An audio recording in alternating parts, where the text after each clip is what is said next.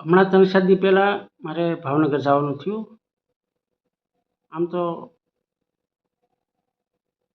થોડુંક એમ કહેવાય ને કપાણ હતી, એમાં જવાનું થયું. પછી કામ પતી ગયું એટલે લગભગ દોઢ પોણા 2 જેવો આમ સમય થયો હતો. તડકો એટલો બધો હતો, સોરને કાંધ મારી નાખે એવો. એમાં રસ્તામાં હાલ્યો જતો હતો બસ સ્ટેન્ડ બાજુ, રાજકોટ આવવું હતું એટલે. ત્યાં બરોબર બસ સ્ટેન્ડે પૂગ્યો અને એક બસ બહાર નીકળી આમ ખૂણામાં. હું બરોબર જાઉં, બોર્ડ વાંચ્યું મેં તો લખ્યું હતું એમાં ભાવનગર દ્વારકા. એટલે તરત મેં હાથ ઊંચો કર્યો, બસ ઊભી રાખીને બહાર જે કંડક્ટર હતા એ કીધું વી આવો કે યા જાઉં છું. મેં રાજકોટ જાઉં છું. મેં કે વી આવો. મને કીધું મેં ગીધા ભાઈ કે નહીં? મેં કીધું હા. ઘડીક તો મને એમ થયું કે આ હળે આ બુરિયા ગાભા કાઢ્યા. મેં કીધું ઠેઠ અહીંયા એસટીની બસોમાં આબરૂ કરી ગઈ.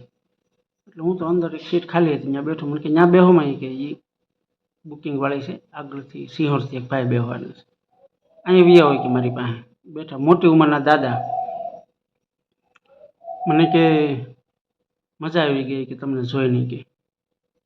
મેં કીધું હા તો છે જ ને. મેં કીધું પછી અમે કુવાને સીધા વાતું મીણા કરવા. મેં કીધું દાદા તમારું ગામ કયું? મેં કીધું મારું ગામ ઢોલેરા.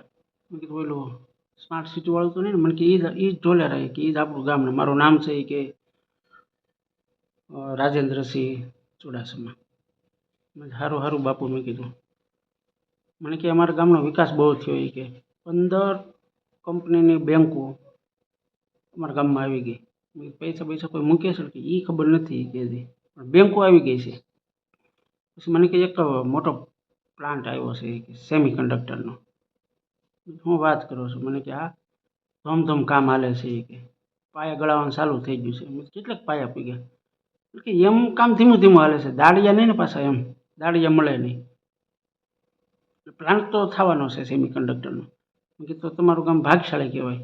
મને કે હા ભાગશાળી. મેં કીધું એમ હું આ રીતે ભાગશાળી કહું છું કે એક ગામની અંદર એક તો તમે કંડક્ટર છો ને એક એ પ્લાન્ટ આવ્યો સેમી કંડક્ટર, 2 કંડક્ટર એક ગામની અંદર. મને દાંત કાઢવા. મને કે તમે ખરા છો? મેં કીધું ના બાપુ એ જ થાય ને. મેં કીધું એમ કરતા હતા ત્યાં રાજકોટ આવી ગયો. મને કે ઉતરો નકર આગળ દ્વારકા આવી છે એ કે. મેં કીધું એ વાત સાચી દાદા. બસ ઊભી રાખી, હું ઉતરી ગયો. કારણ કે આમાં શું છે, આ બધી દોડધામ એટલી બધી છે, જીવનમાં આગળ જતાં કાંઈ વાર ન લાગે. રાજકોટને બદલે દ્વારકા આવી જાય. પછી ઉતરી ગયો. પણ માણસ હતા એકદમ નિખાલસ, મજા આવી ગઈ. કુવાને ઘરે આવ્યા અમે બે, અને આજુબાજુવાળા આંભળે પણ આવ્યા. નમસ્કાર.